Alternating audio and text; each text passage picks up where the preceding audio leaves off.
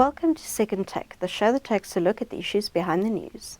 There are indications that the reforms underway in the electricity and logistics sectors are facing some fresh difficulties. Terence Creamer joins me to discuss these two key Operation Vulindlela themes. Hi, Terence. Hi, Chanel. Firstly, in freight logistics, a business organisation has expressed some frustration with Transnet. Yeah, Business Leadership South Africa CEO Busi Mavuso put out a scathing letter. Now, this organisation represents really big business in South Africa. And in this letter about Transnet earlier in the week, it was basically saying that the S&P global downgrade, the recent downgrade of Transnet, isn't purely about their finances, which we know are dire, but also there's a frustration around the pace at which reforms are taking place at Transnet. It was a bit of a surprising jolt because there's been a lot of activity happening, basically led by the Transport Minister, Barbara Creecy.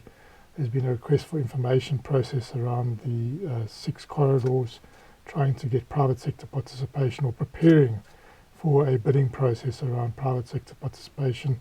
Obviously, that's going to take some time. It's going to take a couple of years to get, the bids in, get to a situation where we have financial close and eventually build the projects, let alone operate. We're some way off from that. So I can understand there is a long gestation period there, but I think the frustration is also around, is enough happening about getting train operating companies and private sector into port operations where there is scope to do that immediately. Well, we had a number of bids to access the railway line, and we haven't seen anything come out yet. We should know quite soon, but there seem to be, maybe there's some sort of logjam there. But there's definitely a frustration building within the private sector that maybe things aren't happening in terms of dealing with what really has been a vertically integrated monopoly structure in freight logistics and trying to get more private sector activity in there. There's been a lot of sort of signalling, but maybe not enough action. And I think maybe this frustration is starting to boil over. There are also indications that reforms in the electricity sector aren't moving ahead as expected. I think, when we launched Operation Vulindlela, the big focus was electricity, set up the National Energy Crisis Committee, and it was very successful in really focusing on getting the coal plants operating again, helping with the maintenance. And we've really done quite a remarkable job in getting ourselves out of the intense load shedding that we were in 2023. That was almost twice a day we were getting load shed. And it's unthinkable that we could return to that. But still there's concern now. I think there's a number of voices being raised that the other part of Vulindlela wasn't just about fixing Eskom. It's about the big reforms that we need to undertake in the electricity sector, which is the vertically integrated structure of Eskom, which is 102 years old, served us well as an economy for quite a few decades in many ways. We were able to build a minerals and energy complex around that, big electricity, big mines, but it's not really fit for the future. And we see what's happening around the tariffs, and we see, and even still, Eskom is saying those aren't cost reflective. Municipalities are struggling.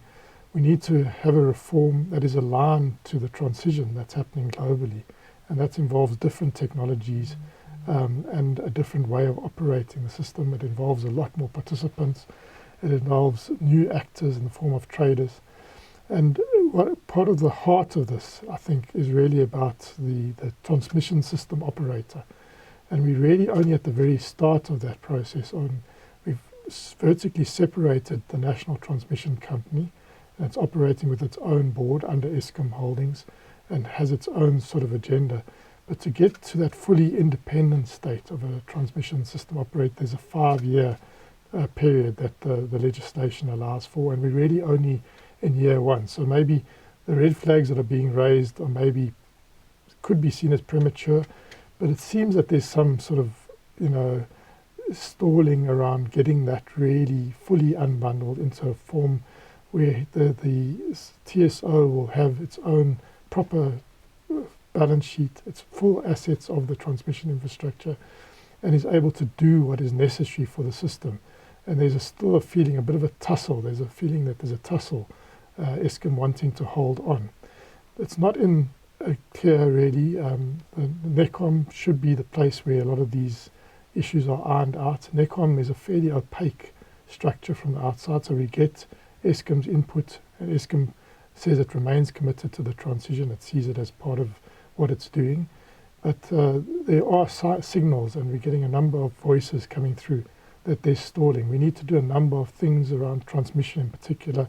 The build-out is key, but also, having that independence, leveling the playing fields as we have more competition in the generation and as we have more distribution entities. We need that heart of the system to be fully independent and not overly encumbered, and really have the financial weight that it needs to do what it needs to do. And there seems to be some concern there. And also, we've got the the wholesale market that needs to be set up by April next year. That's a lot of regulatory hurdles that have to be overcome.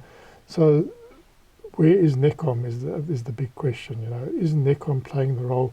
Is us nudging us towards this progressive sort of future, or are we at risk of a backsliding? Now that Operation Vulindlela has been broadened, is there a risk that these two core reform areas could stall? I think that is what we're possibly seeing. As the horizon, extends and the gaze widens, it can take your eye off the ball. These reforms were really nascent. The first phase of Operation Vulindlela, very successful in many ways in getting things going, but we haven't quite got over the line yet. There's some way to go. And, having many more things, and it's very understandable to have the municipal, especially the metros, brought under the Operation Vulindlela system, because that really now is the weakest link in the whole chain. And it's also understandable to bring in digitalization and all these other good things, but the spatial inequality aspect. But in broadening the gaze, there is a risk, I think, that the core focus areas that really need to be embedded into the system don't get the same priority that they got earlier. Also because we don't visibly see the crisis. We don't see the lights going off. The urgency may be slightly reduced. So I think we need some more urgency from NECOM in particular, the National Logistics Crisis Committee, and maybe we need to start seeing them report in some ways in a more transparent way as to what they're doing, what is happening at NECOM, what are the priorities, who is there, and at the NLCC. I think this level of opacity doesn't really help, and I think that we need greater visibility as society. Thank you. That's the Second Take Show for this week. Thank you for watching, and join us again next time for more news analysis. Also, don't forget to listen to the audio version of our Engineering News daily email newsletter.